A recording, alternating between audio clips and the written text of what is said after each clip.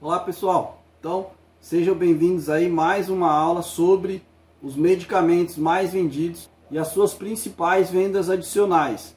Então, como o nosso princípio diz aí estudar os 20%, dos medicamentos mais vendidos, que equivale a 80% de toda a venda de uma drogaria, esse é um princípio de Pareto aí que se aplica a quase todas as coisas da nossa vida. Então, nós também vamos começar aí, vamos estudar os medicamentos mais vendidos primeiro, tá? Então hoje a gente vai falar aí sobre a Neosaldina. Em algumas aulas passadas aí a gente já falou sobre o Dorflex. Então vocês vão ver que dois princípios ativos que tem no Dorflex também tem na Neosaldina, Então por isso que é importante você estudar por princípio ativo e não por nome comercial, tá? Porque você aprendendo os princípios ativos, esses princípios ativos vão se repetir em outros medicamentos. E aí fica muito mais fácil de você aprender os medicamentos através do princípio ativo, ao invés de ficar decorando cada nome comercial, tá bom? Então, a Neosaldina, o medicamento de referência aí, que muitas pessoas chamam erroneamente de ético. Alguns similares que eu coloquei aqui é a Cedalgina da Teuto, a Doralgina da Neoquímica, Sedamed da Cimed e Bezodin da Belfar, Se você conhece algum outro medicamento que você vende bem, esses são os que eu acabo vendo mais frequente. Se você trabalha com algum outro também e vende bem, posta aí nos comentários para nos ajudar. Então nós vamos falar novamente sobre a dipirona, para ficar repetitivo aí, para você ir assimilando mais fácil, mais rápido aqueles princípios ativos que aparecerem mais, tá? Isso já é de propósito. Então a dipirona, ela é um analgésico, ela tem baixa função anti-inflamatória e é um antitérmico, Então, ela serve para dor e febre, Então, a gente acaba não usando ela para inflamação porque a parte anti-inflamatória dela é muito baixa em relação a outros anti-inflamatórios que o médico pode estar utilizando aí, nas dores do paciente. E como é que ela age? Ela age inibindo a prostaglandina, diminuindo assim a febre. Então, vocês vão ver lá no módulo de imunologia que uma das substâncias químicas, que estão envolvidas aí na inflamação é a prostaglandina. Então, todo medicamento que bloquear a prostaglandina, ele vai ter uma grande chance de ser um anti-inflamatório, um analgésico e um antipirético, que a gente chama de antitérmico. A minha função aqui não é aprofundar na prostaglandina, isso a gente faz aí no módulo de farmacologia dos anti-inflamatórios. Depois um outro princípio ativo que nós temos é o isometepteno, Eu sempre falei isomepteno, acabei nunca me atentando sobre isso.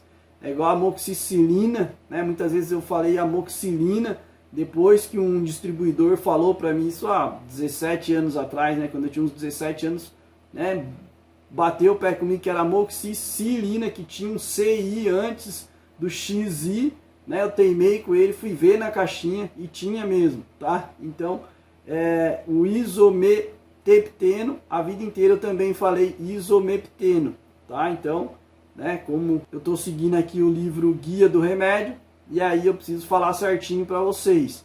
Então, o que é esse medicamento? Ele é um vasoconstritor, E para que ele serve? Ele é usado em associação com analgésicos para o tratamento da enxaqueca e também para espasmos da musculatura lisa, Então, se ele é um vasoconstritor, então ele vai ter uma interação medicamentosa aí, que nós também vemos lá no módulo de farmacologia geral, sobre as interações medicamentosas que atrapalham e as interações medicamentosas que ajudam, tá bom? Então essa é uma interação medicamentosa que ajuda. Então, por ter esse efeito vasoconstritor, ela acaba ajudando aí naquela dorzinha de cabeça que fica pulsando, Parece que o coração está batendo na cabeça. E aí, ela, junto com a dipirona, ela melhora esse tipo de dor de cabeça, Só tomar cuidado, verificar a pressão do paciente toda vez que ele vier comprar um medicamento para dor de cabeça, que pode ser que a pressão esteja alta, tá? Então pegue esse costume, você não vai se arrepender, você vai ver que muitas das vezes que a pessoa está tomando remédio para dor de cabeça, ela pode estar com a pressão alta. E como é que ela age? Ela tem um efeito vasoconstritor, esse efeito pode diminuir a pulsação das artérias cerebrais, né? Então, como eu falei, né, diminui aquela sensação de coração pulsando, né? Normalmente fica aqui, você põe a mão aqui, você sente, né, a veinha batendo, né, a artériazinha, a veinha batendo, né? Aqui a nossa intenção não é diferenciar artéria de veia, tá? A gente está falando para balconista, então, né, vamos falar na linguagem simples aí que todo mundo entenda, tá? Quando vocês forem para a faculdade, aí vocês vão aprofundar mais nos termos, mas mesmo assim, né, na hora de falar para o cliente também tem que sempre lembrar de falar na linguagem que o cliente vai entender, tá? Então, junto com, né, a dipirona, no caso aí da Neosaldina e dos seus similares, ela vai diminuir essa dor de cabeça de, né, pulsação, e também ela tem um efeito aí relaxante da musculatura lisa, né? Então o útero é musculatura lisa, né? Tem musculatura lisa, o intestino tem musculatura lisa, então a Neosaldina também pode ser usado, né, para cólicas, né, que é a contração dessas musculaturas lisas. Então, se você tem um relaxante, né, da musculatura lisa, você acaba melhorando essa dor também de cólica, né? Cólica de intestino, cólica menstrual, cólica de rim, tá? Então a Neosaldina atua também nesses problemas. E aí também, né, um princípio ativo que você já viu no Dorflex, que é a cafeína, né? Então ela é um potencializador dos analgésicos. Então você vê aí CAF, aspirina, Sonridor CAF, Tilenol CAF, né, Lisador CAF. Então já não tá tão mais na moda, mas teve uma época aí que era moda na televisão aí passar propaganda sobre esses analgésicos CAF da vida. Então a cafeína nada mais é do que um potencializador, né? Lógico, ela tem outros efeitos estimulantes e tal, mas aqui no nosso exemplo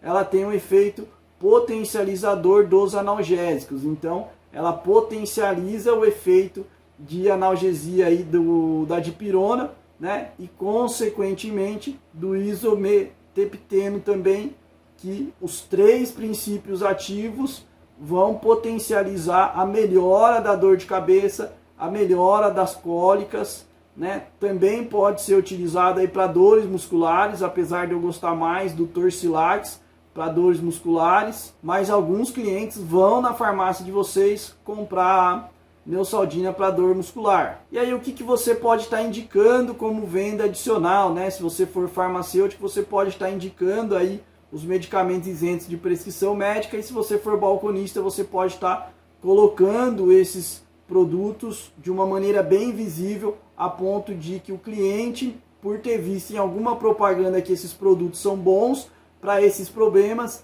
ele acabe fazendo uso concomitantemente, né, com a Neosaldina ou seus genéricos e similares aí, que são os sprays e géis anti-inflamatórios, né, diclofenaco, nimesulida. Então você vai oferecer primeiro o spray, tá, que ele é mais caro, e aí depois, se o cliente não quiser, você vai oferecer o gel, independente se você já nem tem a intenção de vender o spray, né?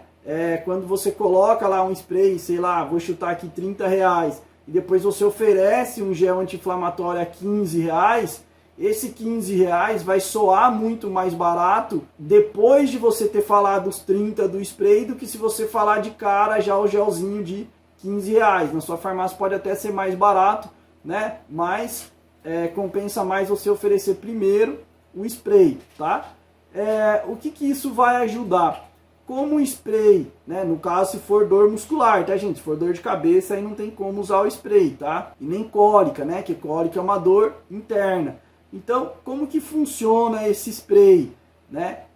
Se for para dor muscular, o comprimido, como vocês viram lá em farmacologia geral, ele vai ser, né, engolido aí, vai cair no estômago, vai fazer digestão, vai para o fígado, vai para todas as nossas veias, tá? Artérias, mas para a gente simplificar aqui, vai para todas as nossas veias e elas vão levar para todo o nosso corpo e vai chegar também na onde está a inflamação, que vai estar sendo liberado prostaglandina, tá?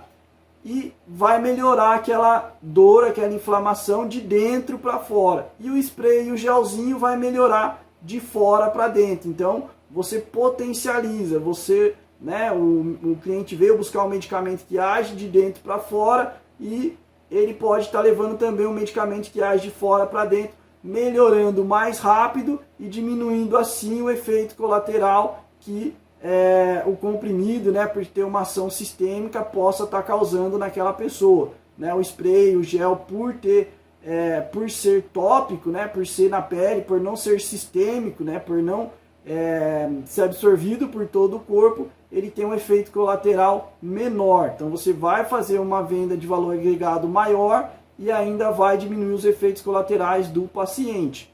E se for uma dor, né, muito forte, né, desde que você saiba que o problema não seja a pressão, né, que o cliente não tenha histórico de outros problemas, você pode também, né, se for farmacêutico, está indicando paracetamol, ou se você for balconista, né, está colocando aí de uma maneira que o cliente veja, tá? E aí ele pode estar tomando a Neosaldina ou similar, né, também com o paracetamol, porque você vai ter um analgésico atuando de uma maneira, um outro analgésico atuando de outra maneira, você vai diminuir a possibilidade de efeitos colaterais e vai melhorar essa dor mais rápido, tá? Então, por exemplo, né, eu dou aula todas as terças-feiras para vocês, das 7 horas, e aí vai até 10, 10 e meia, às vezes até 11 horas vai a aula, né? Então, se eu tomo um medicamento antes da aula, né, uma Neosaldina que seja, uma Doralgina, Cedalgina, e aí, né, faltando meia hora para mim começar a aula, eu não vou lá mandar mensagem para vocês cancelando a aula porque o remédio não fez efeito. Eu vou